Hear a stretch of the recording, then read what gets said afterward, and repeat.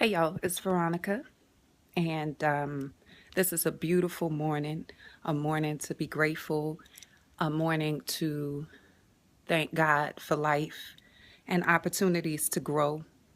And it's also a morning where I have something on my heart. I usually have something on my heart when I'm sharing these videos, right? And so this morning, I was thinking about women and men, but women particularly were on my heart who experience suicidal thoughts. A lot of us don't understand why those thoughts come. We think we're not spiritual. We think that nobody would understand. And even if you shared it with somebody, they would think less of you. So you don't really talk about it. You're smiling, but inside you're dying. This is happening to women in the church, women outside the church, women in relationships, professional career women, stay at home moms dealing with suicidal thoughts. And, you know, I've been there. I know how it feels to feel that death must be better than living because of the intensity and extent of emotional pain. And sometimes it seems like nobody cares. Seems like nobody will understand. It seems like life is hopeless and it would be better if you weren't here. I know that when you are experiencing those suicidal thoughts, you're not really wanting to die. You're wanting to live. You have a thirst for life. And you have an idea inside that life must be better than what you are experiencing. And you're right. You're right. And I encourage you that as you're experiencing these tough times, to really take a look inside, because every negative situation, whether it be in relationships or jobs or spirituality, there's a reflection of yourself in it. There really is a reflection of yourself. And you might say, how?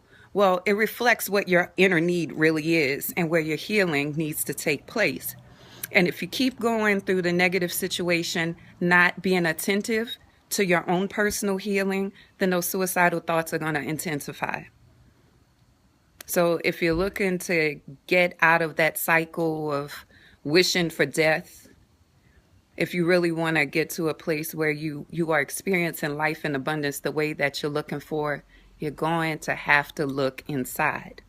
Because the situation really isn't causing the suicidal thoughts. It's the way that you have become accustomed to thinking about things and processing things. And there's lots of hurt inside and voids that you want filled, and it seems like nobody's going to fill it.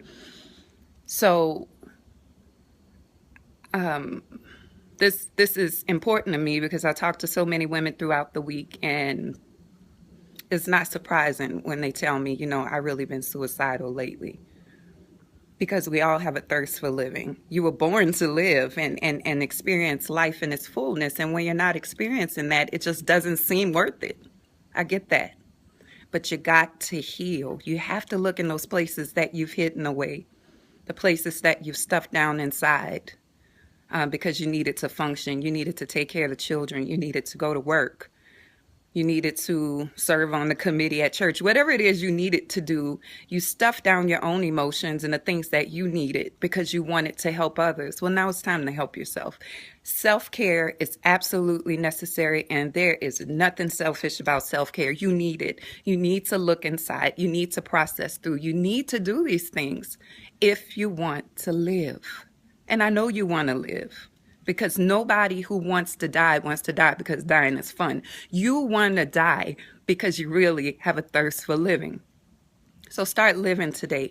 Look inside, find out what your emotions are telling you, what place continues to be hit over and over and over again. Is it that sense of loss? Are you afraid that people are going to leave you? Are you afraid that you'll never find the love that you've wanted all your life? Are you still hurting over some incidents with your parents or friends, a past love? Whatever it is, you got to heal from it. You must heal from it, because every situation that comes to you will provide an opportunity for that healing to take place. And if you refuse the healing, then you'll keep experiencing the same thing over and over again. Not because God is vengeful, not because he's mean, not because you don't deserve love, but because healing is your highest good. Life gives us opportunities to experience our highest good. And so those opportunities are there to help you heal, to see your reflection, look deeply and intensely in it. What is it that I really want? What have I always wanted? What am I looking for? What do I desire? And then to go about healing and getting it in the way that makes sense. There's so much I can say about it. But one thing's for sure, if you're waiting for somebody to come and care more than you care, you're going to be waiting a long time. Because that's usually the story of people who are experiencing suicidal tendencies. They feel like nobody's coming and it's never going to get better. Because your heart is waiting for you to wake up, to tend to it, to grow, to feel important. Your heart is waiting to feel important to you. So if this is you this morning, I encourage you to begin to take care of you. Look inside, heal, process through, because you don't really want to die. And I know you don't.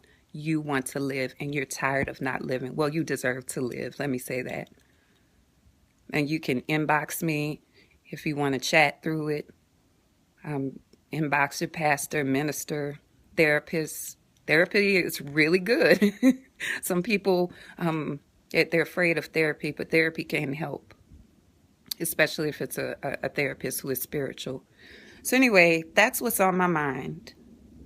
You have a thirst for living, and you should live. In order to live, you're going to have to heal. It's Veronica Montgomery. Have a great, beautiful day.